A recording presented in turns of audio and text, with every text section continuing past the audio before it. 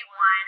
We are so very happy that you're here and you decided to join us from your home offices, or if you snuck into the office, or wherever you may be right now. We just really appreciate that you've taken the time to be here with myself and Brad and all of the amazing speakers that we have. So I want to throw right over something that's on the mind of almost everyone in our industry right now. What does the future hold for some of our top brokerages, and how are they adjusting their plans moving forward?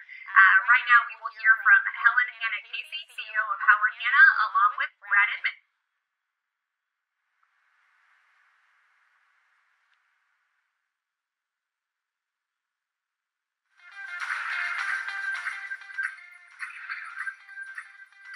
Greetings, everybody. So happy to be back, and now with someone I really have just got to know, but I really admire her, and that's Helen Hanna Casey, who is the CEO of Howard Hanna Real Estate. Helen and I, as Helen once said, knew each other in passing.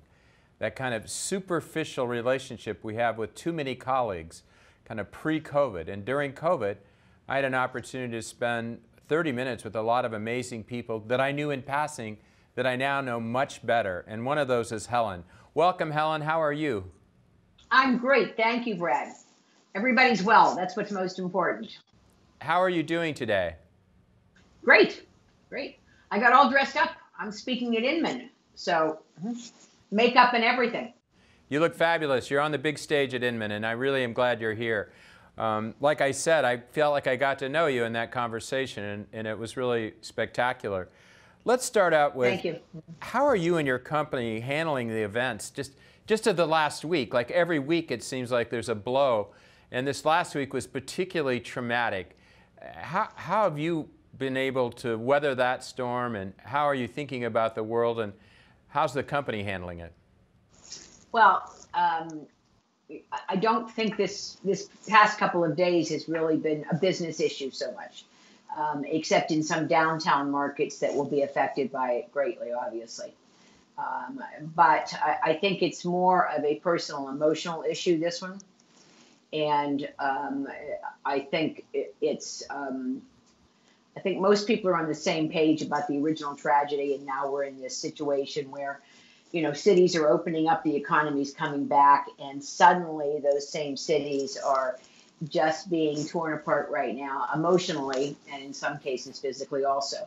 So as I say, we're not looking at it as a business issue so much right now, and hopefully things will begin to calm down. A lot of cities are going to face real estate problems, though, in the future. We know that, places that are congested, et cetera, and this will only add to that. So there may be a little slower coming back in some of those markets. And how is your market doing? What's going on? The economy, are you feeling the blow of unemployment? And then secondly, how about the housing market? And from your experience, you've been through a few of these, tough times economically before. Where are we winding up here when we get through some of this?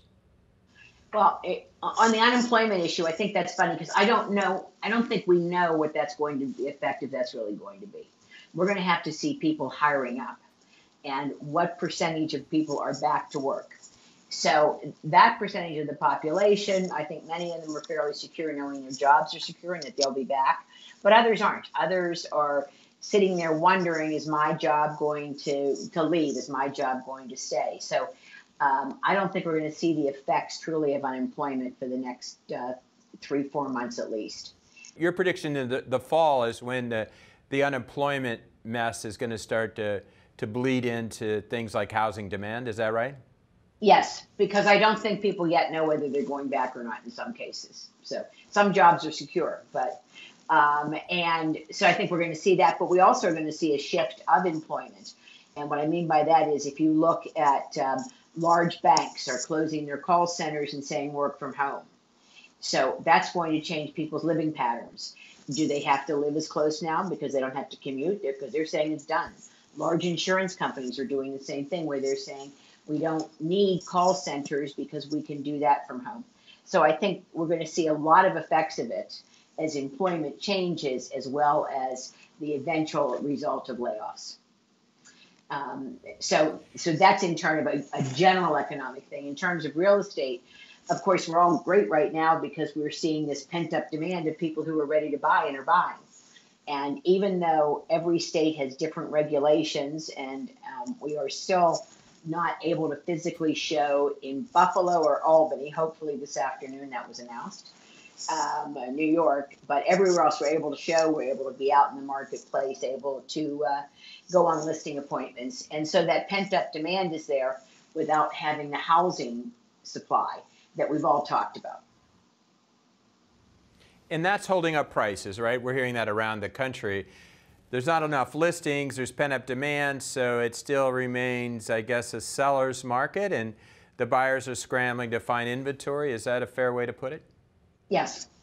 In every market, and I would say that the price range generally, and it does depend on the market greatly, but the price range is probably from 200 to 800, depending on the market, where we're having the most bidding battles, the most, people vying for the same housing. And so that's, and how long that will hold up, I don't know. Any of us are sure on that. But I think there are two reasons that it's happening. It's not just the shortage of listing inventory available to people. It's also the fact that people have been cooped up in their homes, and they've been able to think, what do I really want in the house I want? Right?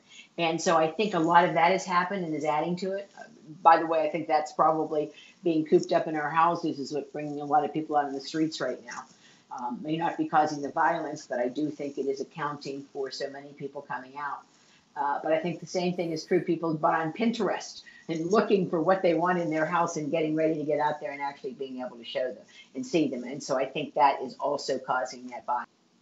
So if people can work from home, is this going to be a revival of the suburbs, revival of rural areas, revival of vacation locations? Are people going to move to Portugal and work from Portugal for Helen Hanna? I mean, what do you think? Is this a reaction momentary, or do you think we'll see an actual shift in living patterns like we've seen in the past with railroads and highways and white flight and discrimination and redlining? Are we going to see the same sort of thing here? A big shift in the patterns of where we live and why we live different places? I think we're going to see some temporary shifts. I don't know how long those will be, by the way. I do believe some people will leave urban areas. I think in New York City, we're seeing exactly what we saw after 9/11. And then suddenly, people started moving back to New York. More people started moving into the city. So I do think that people have gotten used to being able to walk to neighborhoods, enjoying going to restaurants, being able to go to ice cream if they want to. So I think those close-in suburbs and walking communities are going to be very much in demand. Because they're not going to give up on the cities and go out in the country necessarily, but No. they may be in that zone of the suburbia somehow. It's kind of, I hope it doesn't become a sad situation where this further divides us, I mean, the back to the city movement was a good thing in one way. It caused some gentrification, which was probably a bad thing, but we revived a lot of cities.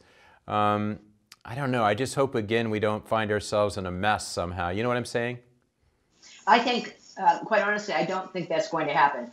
As I said, I think people have loved city living and they're going to want that. I think the other change is, though, that city living has become very expensive in many markets. And what Yes. people are going, Let me ask you, what people are going to want is an extra room. Sorry. Yeah. Like, I would suspect New York City is going to have some buying opportunities. Yes, You I think think so people too. will hopefully go back to this? New York will come back, right? 9/11. 9/11, if you looked at 9/11 and you had a house in Larchmont, prices were skyrocketing, and you look at it now. Now, New York City doesn't have any problem right now. It might for a year or two, but it'll come back. Helen, let's kind of close out talking about what is your communication to your agents? Are they feeling the pain already? And is the government helping them What is it they need right now? What do we all need to do to help agents? I always say agents carry the back of all of us. You know, it's the agents, subscribers that make Inman. It's agents that gave Zillow a $10 billion market cap. You know, you wouldn't exist without agents. Nobody would exist without agents, but it looks to me like they could have a tough summer. What are you doing to help your agents, and what advice are you giving your agents during this difficult time? Well, I think there are days when we felt we've over-communicated, that the more information they had, the better off they were. So early on, we decided to extend a program we have called Income Advantage, so that our agents could get a monthly paycheck. And that has been very, very popular. And then how does that work, Helen? How does that work? They get, based on their income from the year before, they can opt to get a monthly paycheck on the 15th. Really? And you're paying that? We're paying that, no interest. Wow, I had not heard about that. Are other broker owners doing that? I'm sure there are some that have plans. We've been doing it since 1994. Yeah. And we made a commitment in March to extend the sign-up dates, and so that people could, if they hadn't signed up for the year, they could sign up then. Right. Yeah. And we're pretty aware. And we're pretty aware we're not going to get paid back for a while. Understand? Because we know. So it's kind of like a deferred loan. It's a deferred loan, or more or less, right? Deferred. Yes, it's a deferred loan, or deferred. Yeah, or draw, the way you want to consider it. But there's no interest, there's no call on it. So that's in addition to the fact that for the first time, our agents have been able to get unemployment, which is pretty amazing. Yeah, it's pretty amazing. Yeah. So our agents that have done that, many of them are okay to hold over. So I think it'll be July, August, September. Yeah, if we're not writing enough business now, and in June, if there's not enough inventory to sell, then we're going to have to go back and look at other options to help our agents. So it feels like in this scenario, the summer agents, maybe not like the glory days, but the summer they're taking care of through the fall, but where we could hit the wall and have some challenges is in the fall of this year. Is that kind of your outlook as a company? I think a little earlier than that, and that's why I think we've worked so hard over the last 2 months at rolling out programs earlier, not charging our agents for any new technology platforms, developing lots of marketing messages for them. So if indeed, right now we're going to be okay for the month, okay? It's what closes in June and July that concerns me from that March, April market that we lost. Helen, you and I have something in common. I have in Inman News, a family-owned business. Yes. I came from parents that they were small retailers in southern Illinois, so they weren't big shots, but they were family-owned. Tell us the benefits that you think for agents and others of being associated with a family-owned business.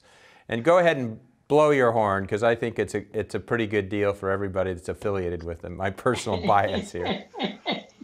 Well, I think there is that one-on-one touch.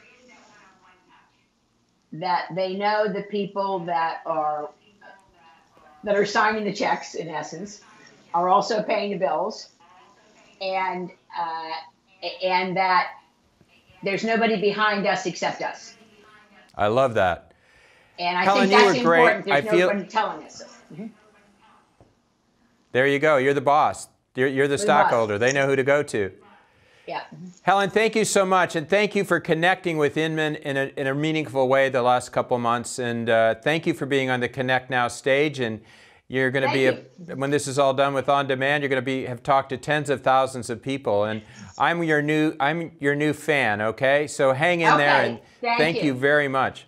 And vice versa. Adios. Thank you very much. Adios. Bye-bye. Bye. Take care. Bye-bye, everybody. This is Brad checking out. I'll be back later on with you all. Thank you. Thank you, Brad and Helen. That was great. We're going to take an incredibly short break, and I'll be right back with what you've been waiting for, Ryan Serhant.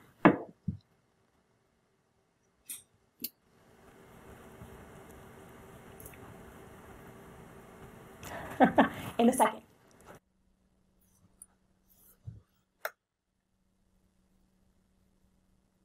I've always been a large contributor to my industry, but the challenge became capturing that value. And I was never going to fully capture that value being part of someone else's company. Through this strategic partnership with Side, I was able to really advance in my career to owning something much faster than I initially anticipated. It's not, let's see how we can color inside the lines. No, we shattered the lines. We've created new lines, and they're my lines. And I love that.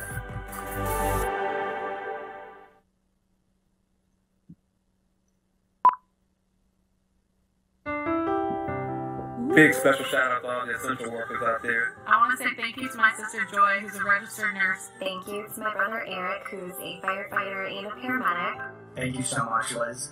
I love you. Thank you to all the heroes providing care to the ones in need. Thank you. For all you do, Shelley. Thanks. Thank you. Thank you.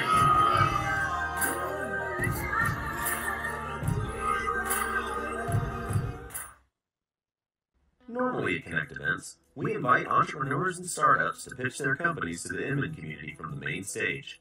But this year, we're doing it a bit differently. Here to pitch you their companies are a few of your 2020 new kids on the block.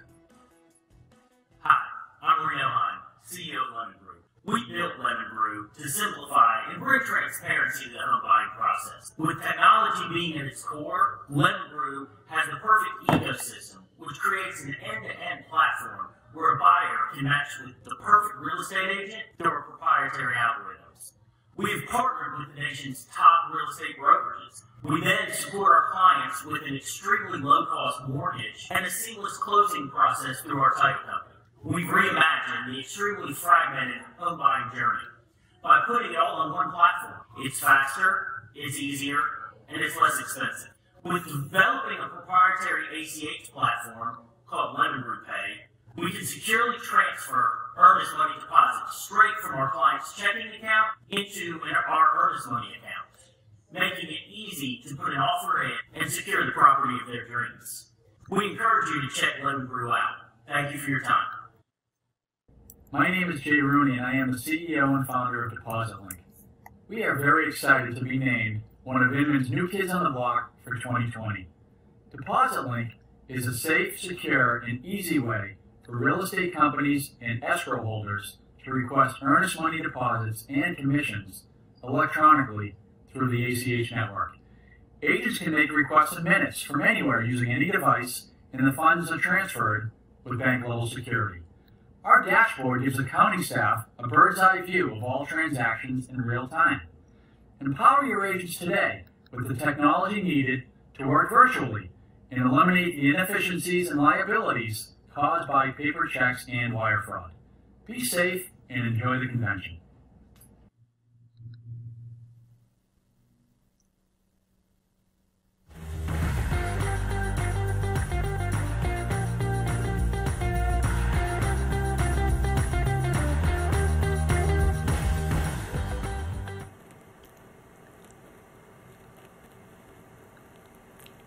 Hi, everybody. I'm back, and I know you're probably sick of seeing me by now, so I want to take a moment for you to prepare yourself and welcome to the virtual stage Ryan Serhant. Ryan?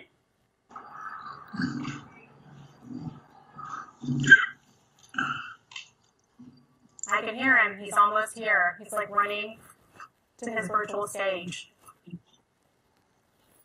While we wait for him, I want to take a second and tell you in the chat box of what you're staring at right now, feel free to type in questions that you may want to get answered by Ryan during this session. And as I said earlier, we may have some delays here and there. And he's probably selling a house, to be honest. That's probably what's happening. I've been here the whole time. I'm definitely here. Hey, he's there. There he is. Ryan, hello. Long time no see. How are you? Good. I'm good. I knew you were there. We were just looking for you. Let's jump right into it. Let's talk about how are you staying connected to your clients in a time where we can't actually get in front of our clients in person? Oh, man. Well, I do have to preface this conversation by saying that I don't know if you can hear this, but my office, where I'm at right now, where I don't think I'm supposed to be, is in Soho on Broadway, and there's about maybe 50 or 60,000 protesters marching up Broadway right now. So if you hear sirens or anything or a lot of shouting, just know that that's what's going on. And I'm up here doing this. But to talk about kind of general networking, you know, my main form of networking has always been through the computer and through the phone. You know, my second touch for networking was then always in person. But my business plan has always been kind of a rule of 5, 5, and 5, which I've talked to a lot of my course members about over the past 3 months since this whole thing started. But it's 5 texts, 5 emails, and 5 calls every day to people that you otherwise wouldn't have spoken to. And it's a great way to drum up business that never would have happened. It's a great way to put yourself out there to somebody, an attorney, a banker, a general contractor, another real estate agent who you otherwise wouldn't have spoken to, and then they're going to think about you tomorrow or the next day or in that moment, and you never know. And it's a great way to make sure that you're actually paddling. You know, and the way I've always thought about it, even pre-COVID, was, you know, every day my goal is to get into my canoe and to canoe down the river. But I could get into it without a paddle and just hope the river takes me where I want to go, or I could actually get a paddle and actually make sure that the canoe takes me to exactly where I want to go, and that's the 5-5-5 rule. On top of that, you know, something that we've been doing a lot of with our course members everywhere but New York City, and a little bit New York City, but is becoming community leaders. And you can do that over Facebook and create Facebook pages, Facebook membership groups for something that you really like, that you might have in common with other people that you've never really focused on, whether it's you love cats or dogs, or you love working out, or you love cars, or you love Ozark or Tiger King, or whatever it might be. Create a page for it, email your entire network and say, hey, hope everyone's doing okay, hope you're all safe. I'm obsessed with crocheting. I don't know if you ever knew that. I've made a Facebook crocheting group, and I want you to join it. Even if 10 people join it, or 2 people, that's 2 or 10 people that you never had that connection to before, and they're going to tell their other friends, and then you can run ads against it, and then so on and so forth. Those are just 2 kind of examples of ways that we've continued networking during this whole thing. With your clients and just your audience than you did before. I feel like we're in a more authentic state than we typically are these days, I think. So I was wondering if you felt that way as well. Yeah, I mean, there's a massive protest going on by my window right now. I feel more connected just to my own mind, body, and soul, to my own team members, friends, family. You know, I'm talking to clients every day, not even about real estate anymore, just about, hey, you okay? You do okay last night? Like, you know, what are your thoughts? What are your feelings? Checking in, you know, and 4 days ago, we were still checking in with people based on their health, their family members, their grandparents, and now, you know, now things have changed a little bit. But, you know, we are all connected as humans. We all have our duty every day to be good humans and to fight back against humans that aren't good, you know, and that connects us kind of in a very nature versus nurture kind of way. That's why I think you have a lot of fans, Ryan, because I didn't know how we would bring this up, but I knew where you were sitting today, and I knew what was happening outside of your window, and it almost feels trivial to talk about social media during a time like this when that's right outside of your window. So do you want to share any of your thoughts or go more so into that? It's just God, Sure. the last 2 months have been just, incredibly frightening and just a whole new world. Yeah, I haven't posted anything yet because I've been really just listening, learning, walking the streets, talking to people, trying to understand from a point of view that I will never understand, right? And I think that's for anyone who's not black, you'll never understand. To a place where you're not afraid to go outside, you're not afraid if you see a police officer, you're not afraid of anybody. And I think Black lives do matter, and I think we need to stand with the Black community. And we should have been doing this, and we should have been having these protests like years ago. And kind of in the words of Will Smith, right? Like, racism isn't new; it's just being filmed. And so the one thing that I kind of don't agree with, and I'll probably get some flack for this, but I'm going to post about it later, is like, the music industry put out these black tiles on Instagram as a way to give their employees a day off and to show solidarity with the Black community. And then it spread like wildfire, not because everybody is using black tools and the black tiles and the Blackout Tuesdays as a way to like actually do something, but it's all of a sudden it's a way for everyone to say, oh, I'm doing something. Here's a black tile. Hashtag, I just did something. I just made change. I just did something. And that pisses me off. And I think if you're actually going to stand for something and actually try to affect change, you should actually do it. And I don't think we should be silencing social media, which is the whole reason we know about these atrocities in the first place, because they're actually being filmed. And the power of Instagram and Twitter and TikTok and Facebook and Snapchat is that we are all presenting the news live every day. I just posted a video on my stories of the protests happening up Broadway right now that I don't think it's on the news just yet because it just started happening. But in a millisecond, I can put it out there and people should see it. I don't want people to say, oh, well, but it's Blackout Tuesday. I shouldn't be posting right now because I'm afraid to do that. And what if someone says something? No, like, we should all be speaking out loud and helping each other and protecting each other and moving us forward in a positive direction and using social to do that. Ryan, because your audience is so large, do you have any advice for those that are watching that are, I don't know, it's very disheartening when you know that some people have, not audiences maybe as large as yours, but I feel like if we really come together, and I know we're veering off subject, but something can be done, and I think we just need to stop being worried about what everybody thinks that comes out of our mouths as white people and just stand up for what we know is right, which I can tell is what you're doing. So I feel like the audience will continue to watch you over the next couple of days and take a lead from you, and I just appreciate you being so open about it. Yeah, of course. You to stand up, so thank you. For our audience who's sitting here and just trying to kind of grasp what is happening in the world, I feel that a lot of people are worried over the last 60 days, and you've always done such a great job of being so incredibly professional and just portraying yourself in this amazing light after reading your book and knowing where you came from, and you created the life that you wanted to create. But so many people are afraid of getting out there on social media. They think it's maybe not as professional or it's not luxury. What is your thought on that? What's the advice for all of our luxury agents who have never once been on a video? Social media is the newspaper of 100 years ago, right? Like, it's the news. It is, it's the way you get information out there. It's the way you promote yourself. It's the way you tell people what's going on. It's the way you connect with people. So newspapers did not go out of style until now, until social media came around and the iPhone and the Android.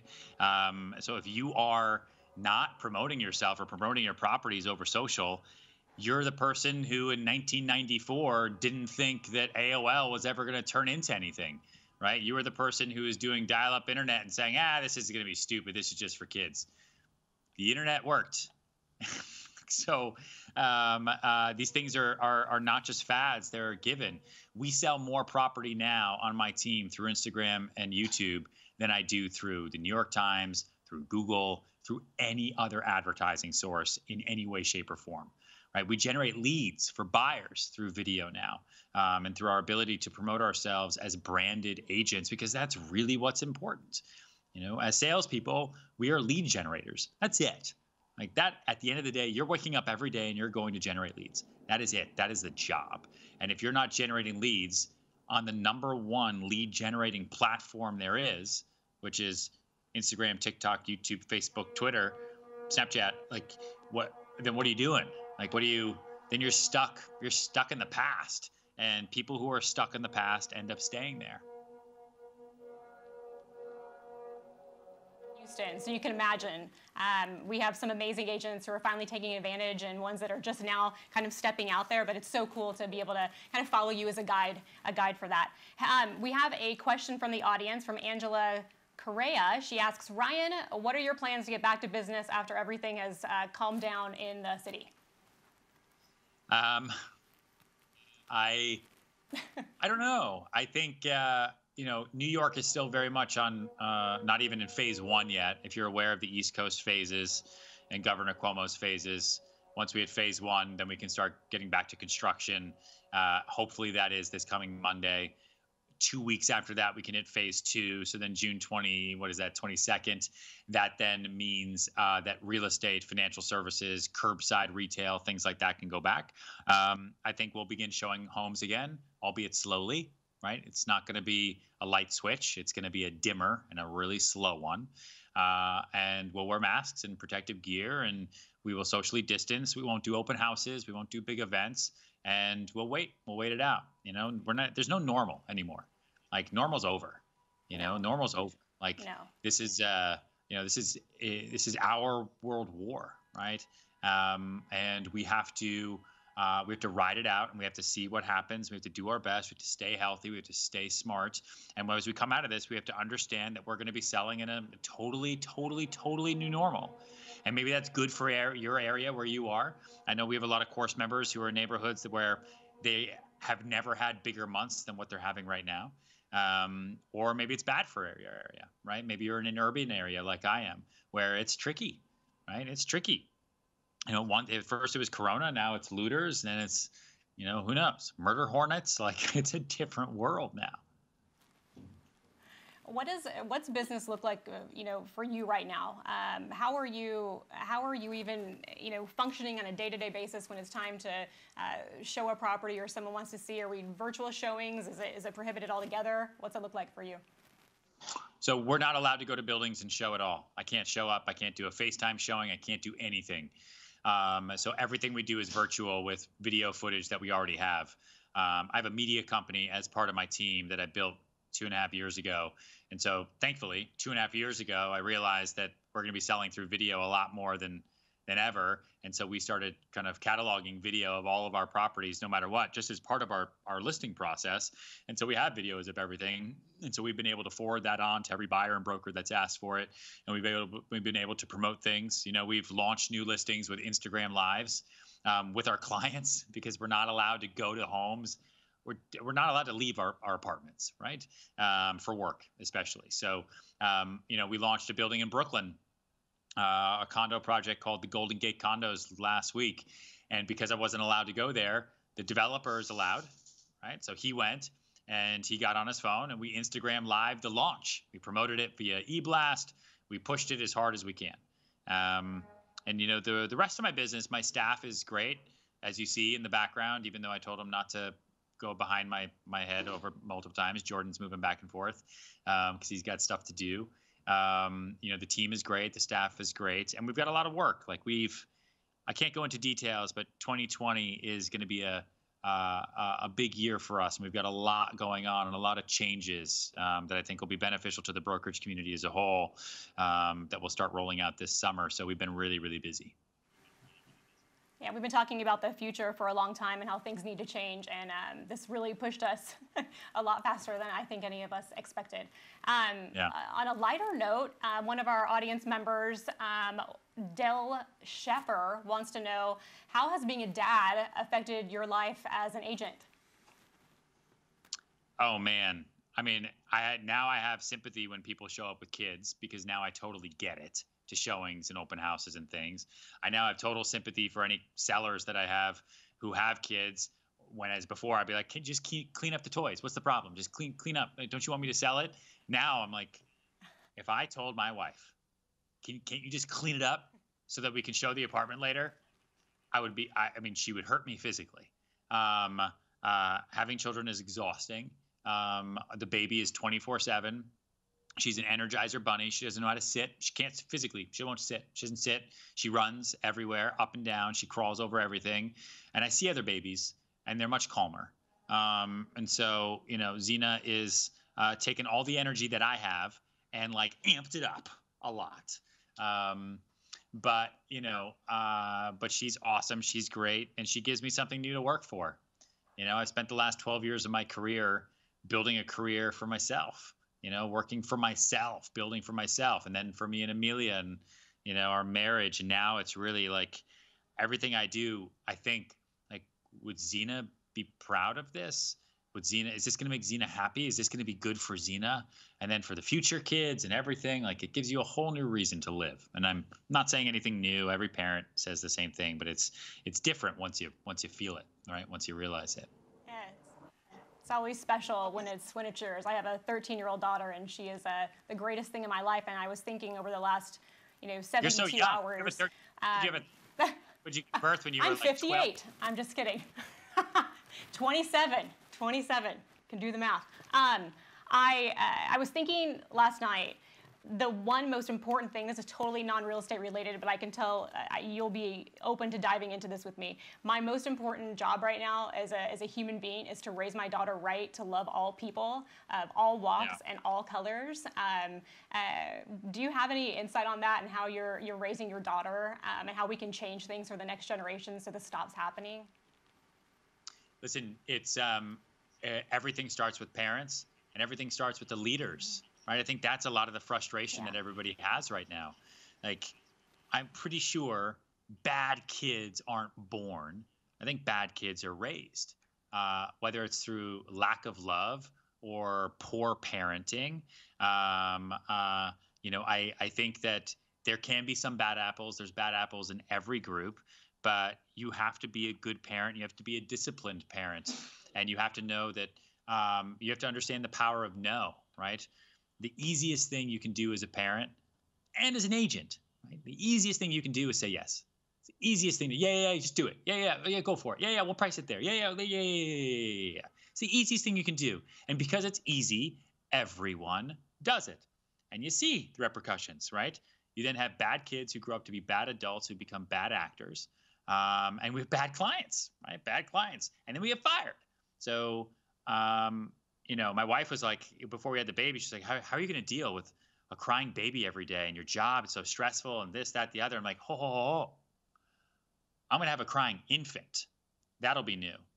I deal with crying babies all day long. It's my job. They're just dressed up and disguised as 42-year-old men, right? And they call me, they cry, and I got to let them cry it out. We talk, and then I give them a biscuit, and they're all okay.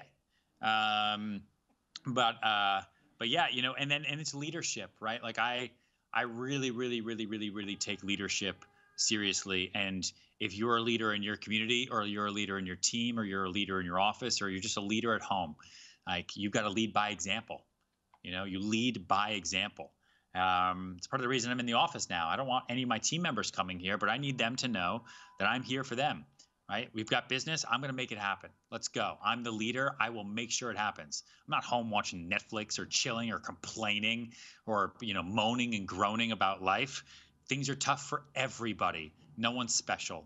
So, I am leading by example as best I can. And I want that to be passed on to Zena and to any future kids that I have. When they grow up, I want them to remember that I was up before everybody else and I went down after everybody else, and I worked the hardest, because that's the one thing you can actually control. Everything else, as we've seen in the last 90 days, is completely out of our hands.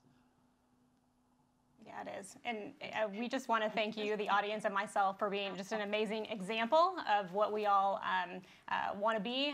Hold it down in New York. We wish you much luck. Say hello to your wife and your daughter. And thank you, Thanks. Ryan, for being here. We sincerely appreciate it. Of course. Thanks for having me. Bye, guys.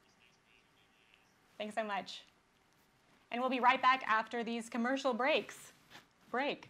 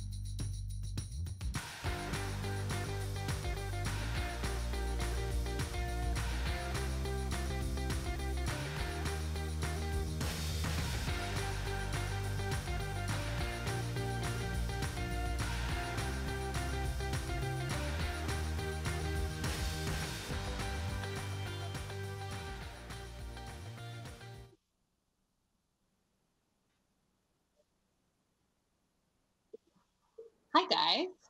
I'm so delighted to be here virtually with all of you. I'm just being in the same room with you. Today, I'm delighted to be starting off my time on the Inman virtual stage with a panel on how indies are responding. It's obviously a topic that's near and dear to my heart. I've grown up within the indie community myself. I'm going to be joined first by Vanessa Bergman from Red Oak. Vanessa coming on? I'm here. Hi. You can see me. Hello. Red Oak Realty out of Oakland and Berkeley, California. And then Thad Wong from App Properties. Hi, I'm Thad Wong, based out of Chicago, Illinois. Fantastic. And finally, Kopi Nardi with Society Properties. Hello, hello. Hopefully you can hear me. This is Kofi Narte, founder and CEO of Society Real Estate and Development here in Beverly Hills, California. Fantastic. Well, guys, I'm delighted to be on with all of you. And I thought we could start with just kind of an update on what you're seeing in your markets. One of the things that I think that we've all been noticing during this time is that our experience of the COVID period really varies widely based on where we are. So we've got San Francisco, we've got Beverly Hills, and we've got Chicago. Thad, do you maybe want to start just with a quick update on what's happening in Chicago? Yeah, sure. I think across the country, we were all booming at the beginning of the year.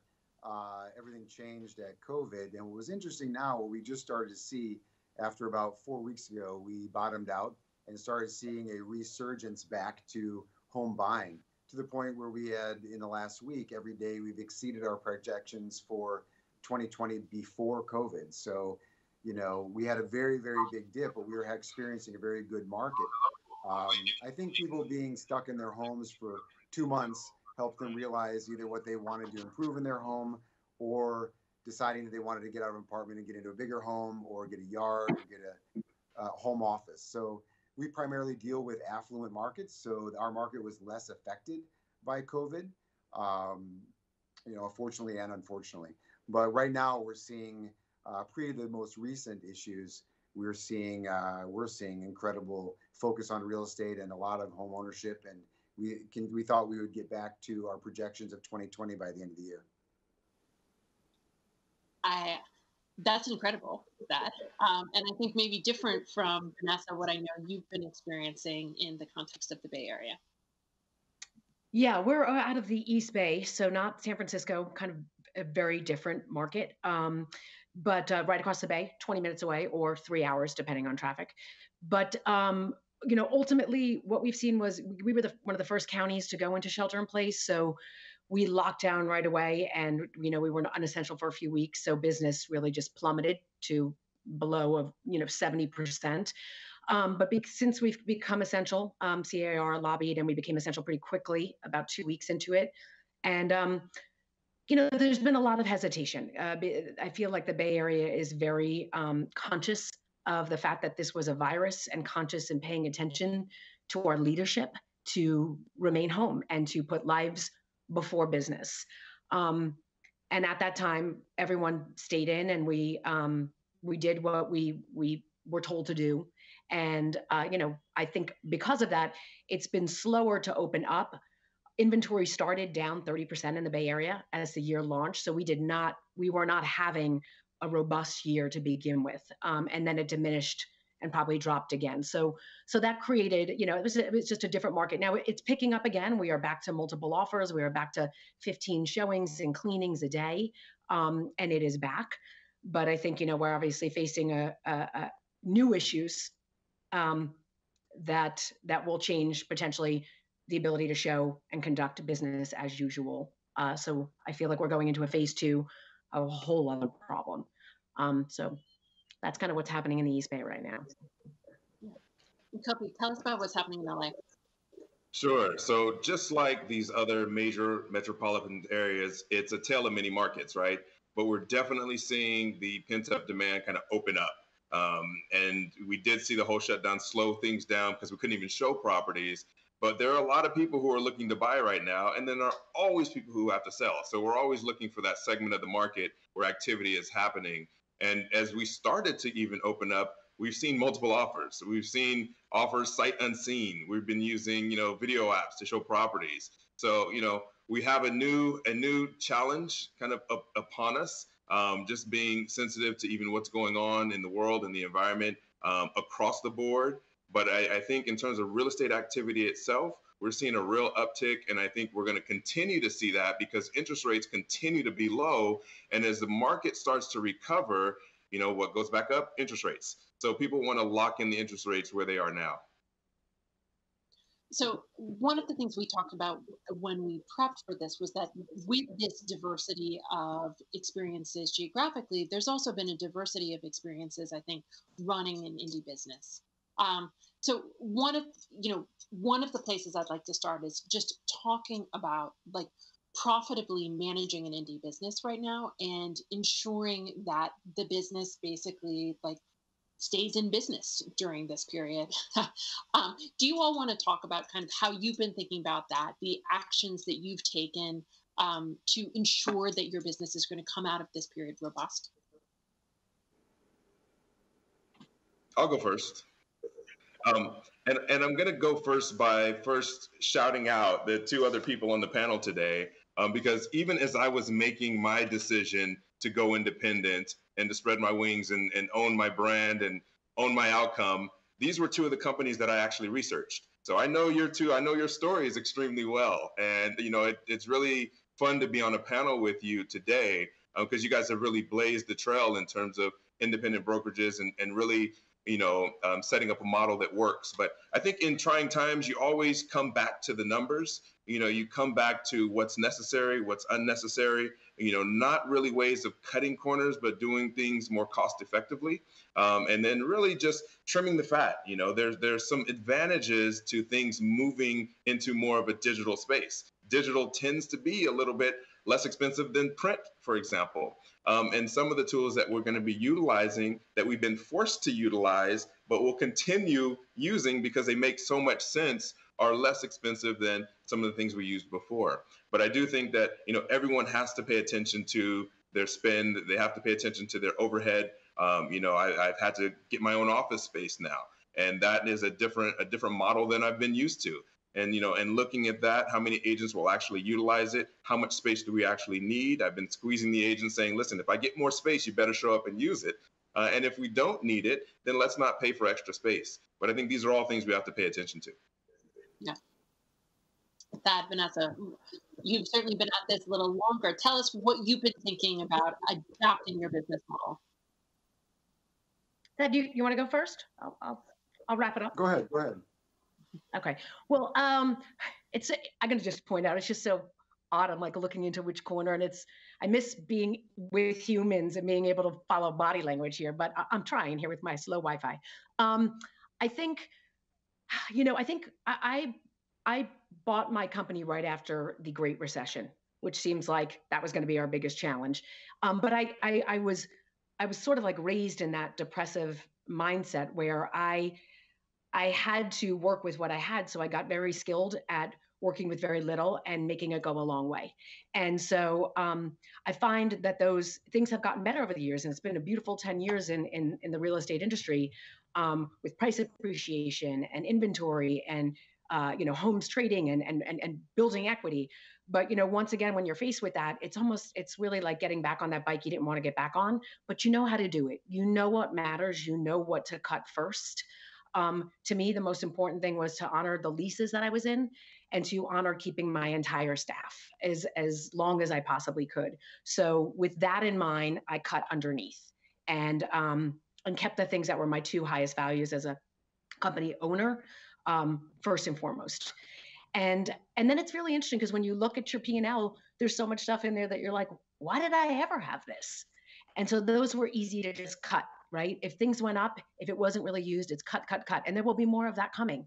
But ultimately, you know, as we embrace technology, we have to open up to the fact that offices, even if we own them, will be used for things different than what we were doing with sitting there at the computers and maybe talking and bringing in leftover food from broker's store.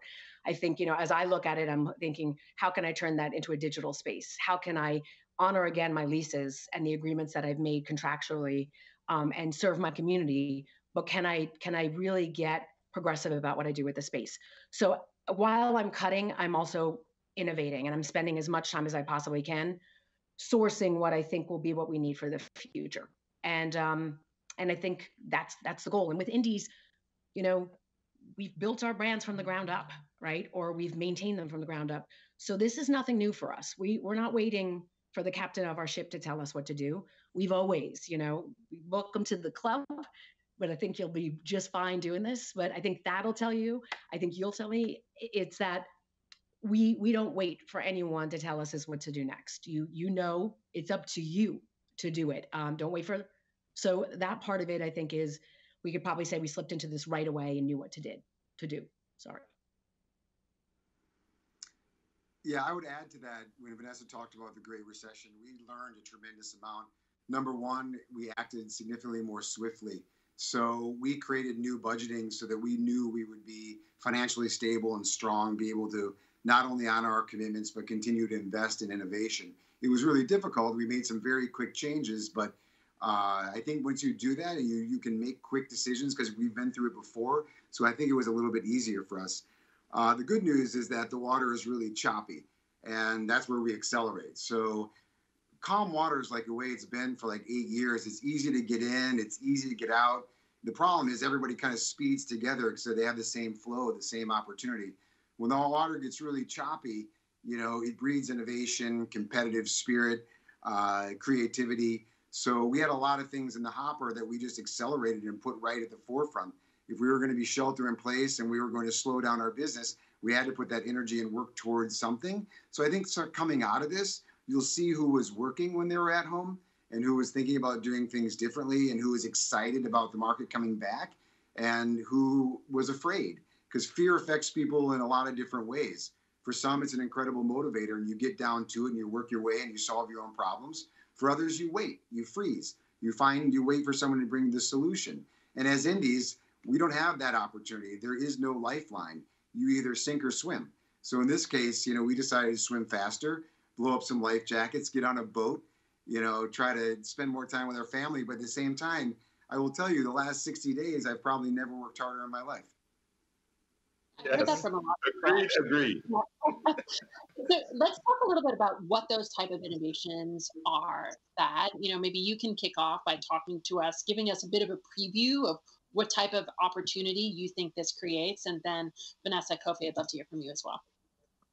I think everyone's focusing on, everyone likes talking about the marketing side. Nobody likes talking about the digital side of operations, even though that's the spine that keeps it all together. So I'll talk about the fun stuff. Marketing stuff, everybody's now looking for what's next. We've been dealing with physical brochures forever. We've been dealing with physical listing presentations forever. I do not think either of those are going away. And I do believe they will still be strong value propositions. But I think there'll be this great new entree of products. Some people are developing internally as being their own proprietary technology. I think you'll see a lot of companies unveil new ways of showcasing properties. And the cool part is about whether it's a recession, whether it's COVID, whether it's chaos, is that all of these innovations are going to benefit the end consumer, which uplift the individual agent. So those that are betting on the agent's exit stage left are wrong, because a lot of this innovation needs to be introduced, maintained, and shared, not just virtually and from the back end of a computer, but from a human being, from a smile and through relationships. So the digital addition to the agent, I think that's happening over the next 18 months, will be the best we've seen. Again, I think there'll be a lot of operation stuff that's probably more important and better, but it doesn't have the sex appeal or the shine that you really want to see. So that shiny stuff that's coming out is going to be really cool. Kofi, I know you are affiliated with Side, and I think that's also an interesting approach. Maybe you can speak to that a little bit. You broke up at the beginning of it. Say it one more time. I said, I know that, Thad was talking about the end-to-end operation systems, and I know you're affiliated with Side. Yes. And I think that's also an interesting sort of approach. Maybe you can speak to that a little bit as a new indie owner. 100%. So I think even it tackles part of the first question about where we're looking at, sort of budget constraints and, paying attention to where the money's going, because Side has also taken a lot off of our plate running our back end for us. And that was part of the reason that allowed me to start my own brokerage sooner, is I didn't have to create all the tech that I knew I would need. I didn't have to create, the platform, the marketing platform, the CRM systems that all integrated together. And Side was able to do that. So that was a huge lift and a huge burden off our backs. And then they have so much, it's a VC-backed company. So they're always tracking the latest trends. They can invest in creating their own technology, for the partners like myself. And then we can just implement.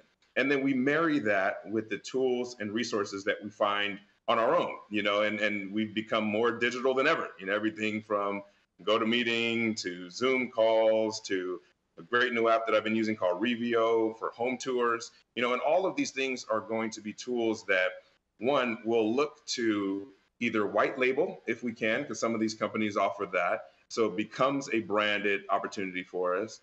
Or it's something that we just want to make sure is helping that interaction with the client that Thad was touching on. And because we are still a belly-to-belly business. So we have to find ways, excuse me, where we can still gauge the actual emotions and emotional responses and nuances of those emotions of our clients and the people we're engaging with to get deals done effectively. Yeah. Vanessa, you want to wrap us up with this idea? Yeah, I think I really agree, Thad, that it's going to be, we are as agents going to remain incredibly relevant. I am not worried about that. If anything, I'm probably more convinced and have more conviction that that's our future. I'm excited about the opportunity that the digital playground now really gives us. We have seen and learned more through just this open and non-paid for media. And what I'm excited to see is who that brings out into the world and how that conversation around homeownership, wealth building, equity can be pushed through on a platform where you don't have to pay a lot of money to do that. You don't have to have a big bulk subscription.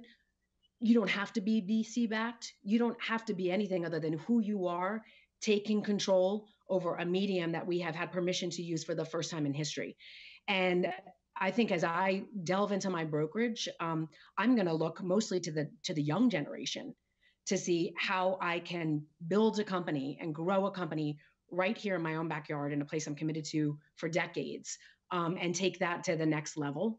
But it's always going to be because of a human relationship, and it's always going to be about community. So it's a little bit of off track of your answer, but I think right now, what I read was that 10 jobs were lost during COVID, and that every 10 that are going, 3 are gained. 3 new jobs and 3 new opportunities are created. And there has never been a time in history where there has not been extreme chaos, but after that chaos is extreme innovation and growth. And whether that is the planet burning down, whether that, like, there is opportunity in everything. And as dark and as tragic as things are getting, and we'll get more, like we are maybe not even halfway through this, I think that there is a massive opportunity. So I'm looking really, I think the best thing I can do and the wisest thing I can do at, as I'm looking 50 ahead of me is to look to that next generation and say, teach us how to do this moving forward. And I just want to stay open to, and I think really where it's going to happen is right here in this digital world, because we are connecting more now and getting more personal and transparent and authentic. We're all talking to each other from our houses to, I don't know how many thousands of people. And that authenticity, I am like, bring it, please. I've been waiting my whole life for it. And I think technology is going to be the place to do it. I love that. So guys, it's time for us to wrap. And Thad and Vanessa, we talked about maybe having each of you offer like an insight or a best practice that you picked up during this period. I'd love to hear maybe something related to tech innovation, what you're doing, but also maybe just something practical about how you're managing this period of uncertainty, Vanessa, as you mentioned. So I'm actually, Thad, why don't you start, because you were a little more prepped for this. That's funny that you say I'm prepped, because I have no idea. But you're asking me, effectively something I've learned. I think in times when you're really stressed and you have anxiety and you're driven, I have a tendency to learn more about myself and figure out what I'm capable of internally. And I relied a lot on myself and looking inwardly, but I also connected more closely, not only with my family, but with my friends and all my colleagues at work. So I figured out in a short period of time that I'm a lot smarter with significantly strong people around me. And so I got really close with people and talked openly and shared goals and came up with some great ideas. And then again, started bringing more people together to start working on those ideas. So I guess one thing I figured out, in a somewhat of a narcissistic climate that we live in these days, that I am far more stronger and better and healthier and a better dad and a better partner and a better business leader the more people I collaborate with and the more I rely on the assistance and the open sharing of others. So that piece of humanity is something that I feel really good about over the last 60 days. Kofi, I think you were nodding. You feel the similar way. Yeah. Definitely. Just to piggyback on what Thad said, this was a great opportunity to learn more about ourselves. We started with social distancing, and then I started using the term social cocooning because it turned into who are we going to be on the other side of this? How are we going to be better? And, I'd be remiss if I didn't talk about kind of the bigger picture of what's going on and still marry it to what Thad was saying about different voices. And this is a great opportunity as indie brokerage owners to bring different voices to the table. And we put forth that challenge to the larger brokerages. When you look at the C-suite of brokerages and we look at the C-suites of companies, what does that page look like? If I'm scrolling through the page, I should be able to scroll quickly and see someone who looks like me. Even if I don't see their features, I just see a color that looks like mine, right? And I looked at the pages of the brokerages I'm on the panel with, and they have that, which is great. And my brokerage has that.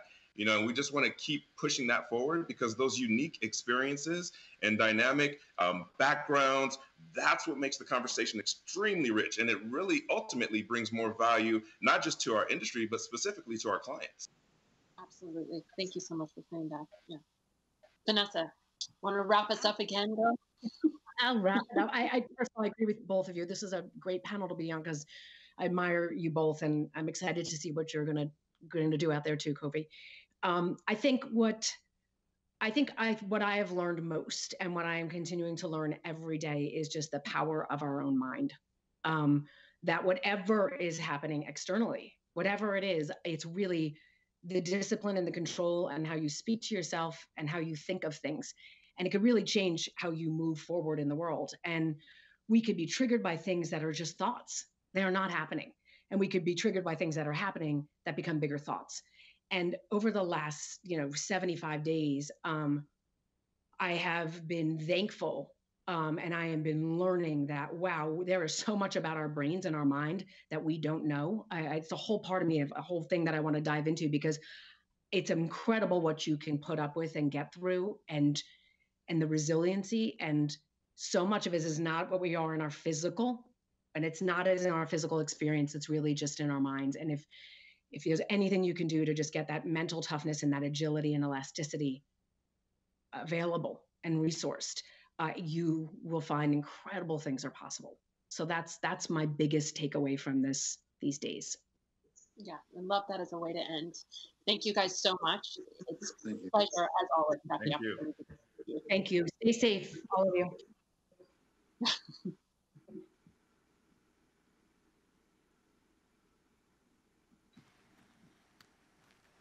It's me again. Thank you guys. That was a great panel. I think we're just all getting used to doing this. We should be used to it by now, though, right? It's been like 190 days. I don't know. I feel like I haven't left my house in a long time. Anyway, how did you like it today? I'm getting a ton of feedback on my own personal Instagram account. Thank you for the messages. It seems like it was a raving success. I know I had a great time. My dog didn't bark. My husband was great. He's sitting right here. You don't even know it. He's been my AV guy. I want to say a personal thank you to the amazing team that helped put all of this together today and will help us get through tomorrow and the next day. All of Inman, Brad, thank you. There are still so many great things on the schedule. I'm checking it out like right here. There's bingo tonight. There's a Peloton ride in the morning. There's still a lot of educational sessions this afternoon. So take advantage, pretend like you're in Vegas, kind of. Just enjoy yourself. Thank you for being here. We, again, appreciate it. And I will see you tomorrow with makeup and a dress on. You're welcome. Have a great evening, and bye.